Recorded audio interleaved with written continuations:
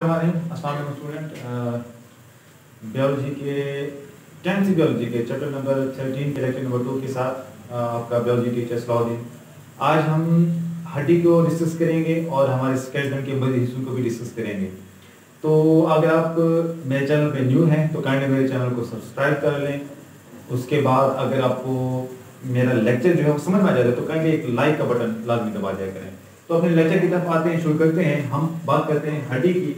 तो बेटा ये पिछले लेक्चर में मैं भी आपको बता चुका था कि जो बोन है, जो हड्डी है, वो दरअसल कार्टिलेज से ज्यादा मजबूत है, यानी कार्टिलेज कम मजबूत है और हड्डी जो है वो ज्यादा मजबूत है हमारे जिस्म के अंदर।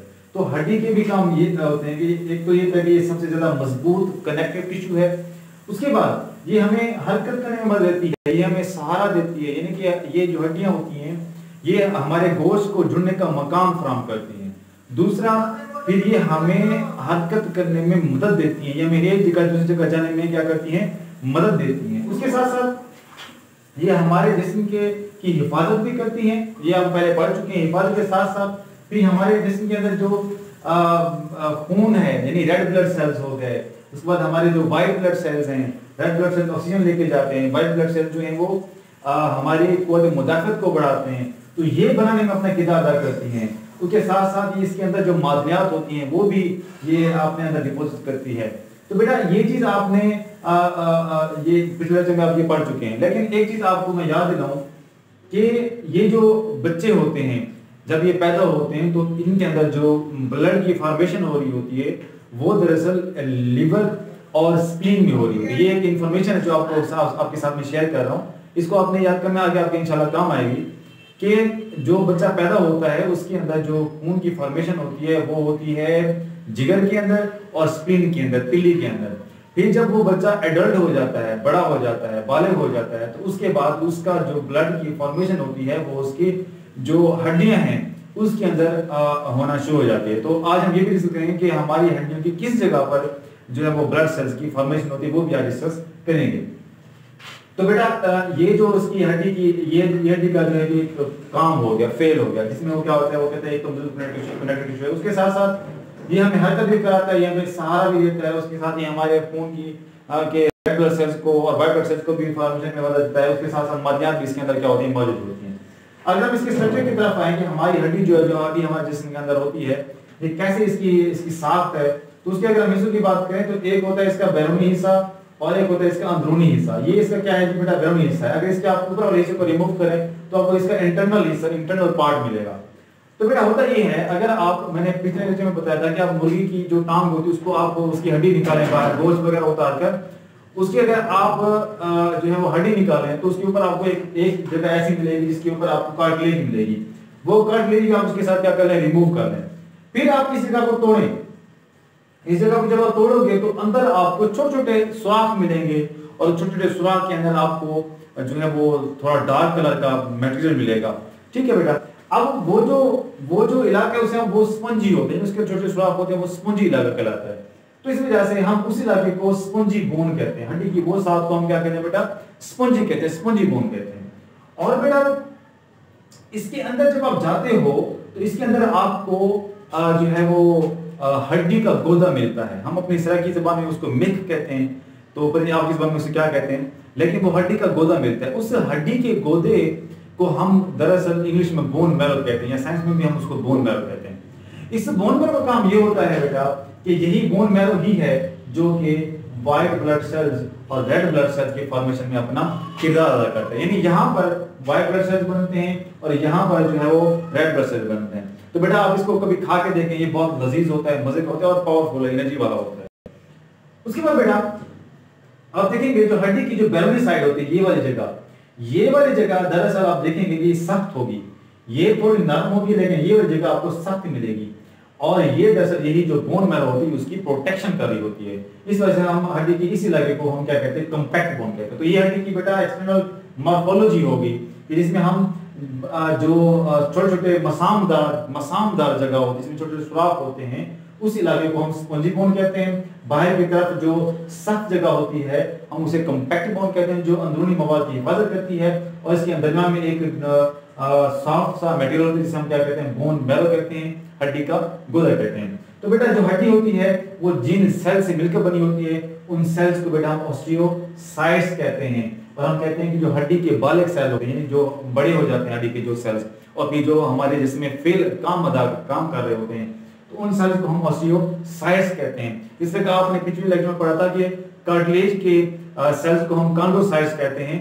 तो कार्टिलेज में एक किस्म के सेल होते हैं, लेकिन हड्डी के अंदर 3 तरह के सेल्स होते हैं, उसकी जो मेन सेल्स हैं उनको हम ऑस्टियोसाइट्स कहते हैं। तो बेटा ये ऑब्जेक्टिव के तौर पर पूछ लेते हैं, इसको आपने याद कर लेना है। तो यहाँ पर जो हमारा स्केलेटन है उसके 2 बुनियादी अज्जा कौन कौन से, कार्टिलेज और बोन, उसके बारे में हमने डिस्कस कर लिया है। तो अब हम आते हैं इंसान के स्केलेटन के हिस्सों की तरफ, कि हमारा ये जो ढांचा है, ठीक है, जिसमें सर है, उसमें धड़ है, और धड़ की हड्डियां, सर की हड्डियां, तो ये कौन कौन सी जगह पे मौजूद हैं, उस इसके हिस्से का नाम क्या है, तो हम उसको उस लिहाज से उसको डिवाइड कर लेते हैं। तो बात करते हैं इंसान के स्केलेटन के हिस्से। तो अगर हम इंसान के स्केलेटन के हिस्से की बात करें तो हम इंसान को उसके हिस्सों के लिहाज से 2 अक़साम में तकसीम करते हैं। एक होता है बेटा एक्सियल स्केलेटन और एक होता है एपेंडिकुलर स्केलेटन। तो बेटा जो एक्सियल स्केलेटन होता है उसमें सर और धड़ आ जाता है, और एपेंडिकुलर स्केलेटन में हमारे जो कांधे ये हो गए, ठीक हो गया बेटा, और उसके अंदर हमारे जो बाजू वगैरह हो गए वो भी उसके अंदर शामिल हो जाते हैं। तो सबसे पहले बेटा हम एक्सियल स्केलेटन की बात करते हैं कि एक्सियल स्केलेटन में सर और धड़ होता है। सर में कौन कौन से अज्जा हड्डियां शामिल हैं और धड़ में कौन कौन सी हड्डियां शामिल हैं। तो हम सबसे पहले बात करते हैं कि बेटा जो एक्सियल स्केलेटन होता है उसमें टोटल जो होती हैं 80 हड्डियां होती हैं, और उसमें उस 80 हड्डियों में से जो खोपड़ी हमारी है, खोपड़ी में टोटल कितनी होती है बेटा 22 हड्डियां होती हैं। वैसे तो अगर आप गंजे हो जाएं तो आप देखेंगे आपको एक ही हड्डी मिलेगी, लेकिन आप गौर करेंगे तो आपको लाइन नजर आएंगी। अब जो छोटा बच्चा पहले पैदा होता है ना, आप उसकी खोपड़ी को देखें तो आपको इधर से एक लाइन नजर आएगी, एक लाइन इधर, एक लाइन इधर, एक हड्डी इधर, एक हड्डी दरमियान में। तो ये जो हड्डियां होती हैं ये आपस में ज्वाइंट के जरिए जुड़ी होती हैं और एक मुकम्मल हड्डी बनाती हैं। तो हमारी खोपड़ी के अंदर टोटल जो होती है वो बेटा 22 हड्डियां होती हैं। उसमें से वो कहता है कि हमारी खोपड़ी के जो क्रेनल बोन है, यानी जो हमारी ऊपर वाली बोन्स हैं जो दिमाग की हिफाजत करती हैं, वो टोटल 8 बोन्स होती हैं बेटा। उसके बाद कहते हैं फेशियल बोन, वो हड्डियां जो हमारे चेहरे की बनावट बनाती हैं। तो फेशियल बोन टोटल 14 होती है, ये ऑब्जेक्टिव के तौर पर आती हैं। फिर से रिपीट कर रहा हूं कि खोपड़ी के अंदर 22 हड्डियां होती हैं, और उन 22 में से 8 हड्डियां होती हैं हमारी जो क्रेनल बोन्स हैं, फिर 14 हड्डियां हमारे चेहरे की होती हैं। उसके बाद कान के अंदर 6 हड्डियां होती हैं। 6 कैसे, अगर आपको याद हो कि हमने पढ़ा था दरमियानी कान के अंदर ऑसिकल्स होती हैं, तो इनकस, मेलिस और स्टिप्स अगर आपको याद हो, तो ये 3 हड्डियां हैं। तो 3 इधर और 3 इधर, तो ये होगी बेटा टोटल 6 हड्डियां। तो हमारे कान के अंदर 6 हड्डियां होती हैं, और एक बोन गर्दन में होती है जिसे हम हायोइड बोन कहते हैं, ठीक है बेटा, एक ये होगी। तो ये हड्डियां जो है बेटा ये हमारे जो है वो सर में पाई जाती है। और धड़ में कौन सी होती है बेटा, धड़ में होती है एक वर्टिब्रल कॉलम, जिसे हम क्या कहते हैं रीढ़ की हड्डी। तो बेटा हमारी रीढ़ की हड्डी जो यहाँ से शुरू होकर नीचे तक जा रही है, तो हमारी इस रीढ़ की हड्डी के अंदर टोटल 23 जो है वो हड्डियां होती हैं। उसके बाद छाती के अंदर ये जो ये वाली हड्डी आप यहाँ से लेकर यहाँ तक आए, ये यहाँ तक खत्म होती है, इससे इस हड्डी को हम कहते हैं बेटा स्टेर्नम कहते हैं। तो स्टेर्नम में हमारे अंदर सिर्फ एक हड्डी होती है, छाती में हड्डी। और उसके बाद फिर हमारे साथ हमारे इर्द गिर्द यहाँ पर दाएं बाएं पसलियां मौजूद हैं जिन्हें रिब्स कहते हैं, और ये जो जंगल होता है इसे रिब केज कहते हैं। और इसके अंदर टोटल जो होती है बेटा 24 हड्डियां होती हैं, 12 जोड़े होते हैं, यानी 12 इधर और 12 इधर। और ये वाली हड्डियां हमारे अंदर के जो एज़ा होते हैं, डेलिकेट एज़ा होते हैं, नर्म एज़ा होते हैं, उनकी हिफाजत कर रही होती हैं। ठीक हो गया बेटा। तो ये जो हड्डियां थी, ये टोटल हड्डियां हमारे एक्सियल स्केलेटन में होती हैं। याद रखना बेटा, हमारे एक्सियल स्केलेटन में टोटल कितनी होती हैं, 80 हड्डियां होती हैं, जिसमें धड़ होता है और सर होता है। खोपड़ी में 22 होती हैं, वर्टिकल में 33 होती हैं। इस तरीके से बाकी हड्डियां जो हैं वो यहाँ पे मौजूद हैं। अब आते हैं हम एपेंडिकुलर स्केलेटन में, वो हमारा स्केलेटन जो मूवमेंट कराता है। एपेंडिकुलर स्केलेटन की अगर हम बात करें तो उसमें हमारा एपेंडिकुलर स्केलेटन में एक आता है हिप, ठीक है बेटा, हिप जिसे बम्प कहते हैं, और एक आ जाता है पेक्टोरल गर्डर।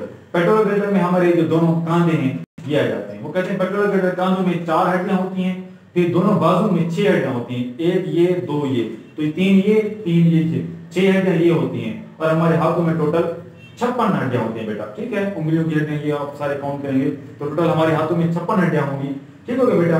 दोनों बाजू में 6 होगी, और कांधों में कितनी होंगी बेटा, 4 हड्डियां होंगी। इस तरीके से हमारी जो हिप है जिसको हम बम्प कहते हैं, इसके अंदर 2 हड्डियां होंगी, और हमारे टांगों में 8 हड्डियां होती हैं, 4 इधर और 4 इधर। और हमारे पाँव के अंदर जो होती हैं बेटा वो 56 हड्डियां होती हैं, ठीक होगा बेटा। तो ये मिलाकर टोटल हमारे अपेंडिकुलर स्केलेटन में कितना हड्डियां होती हैं?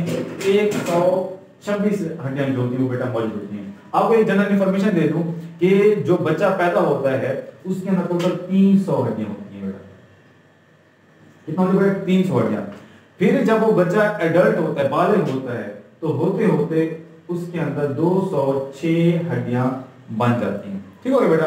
क्या होता है कि कुछ हड्डियां जो होती हैं बाद में ऐसा ऐसा आपस में मिल जाती हैं, जिसकी वजह से भी हमारे अंदर 206 हड्डियां बन जाती हैं। तो याद रखना बेटा कि एक नॉर्मल इंसान, नॉर्मल वाले इंसान के अंदर टोटल 206 हड्डियां होती हैं। मैंने ये गिना तो नहीं है, आपने ये गिनना है, मुझे कमेंट में बताना है कि क्या इन सब हड्डियों को मिलाकर काउंट करके क्या 206 हड्डियां बनती हैं कि नहीं बनती, या मुझे बताना है। तो बेटा ये हड्डियों की जो तरतीब है, जो नाम है वो याद रखने हैं। उसके साथ साथ आपने देखा होगा कि साथ में एक ढांचे की पिक्चर बनी हुई है, ये एक प्रैक्टिकल में अहम होती है। आपने ये ढांचे की डायग्राम आपने बनानी है, हो सकता है प्रैक्टिकल में आपसे बनवा लें, तो आपने ढांचे की प्रैक्टिस करनी है, उसको बनाए लाजमी। उसके बाद बेटा ये भी एक ऑब्जेक्टिव याद रखना कि हमारे इंसान के अंदर सबसे बड़ी हड्डी और सबसे छोटी हड्डी कौन सी है? ये बेटा मैं आपके लिए क्वेश्चन छोड़ के जा रहा हूं कि हमारे जिस्म में सबसे बड़ी हड्डी कौन सी है और हमारे जिस्म में सबसे छोटी हड्डी कौन सी है। तो ये आपके लिए क्वेश्चन है, आपने इसको मुझे कमेंट सेक्शन में बताना है कि बड़ी हड्डी का नाम क्या है और छोटी हड्डी का नाम क्या है। तो अगर नहीं पता चलेगा तो इंशाल्लाह उसका आंसर मैं नेक्स्ट लेक्चर में आपको दे दूंगा। उम्मीद है लेक्चर आपको क्लियर हो गया होगा। कोई कंफ्यूजन, कोई मसला तो आप मुझसे कमेंट में पूछ सकते हैं। शुक्रिया, अल्लाह हाफिज़।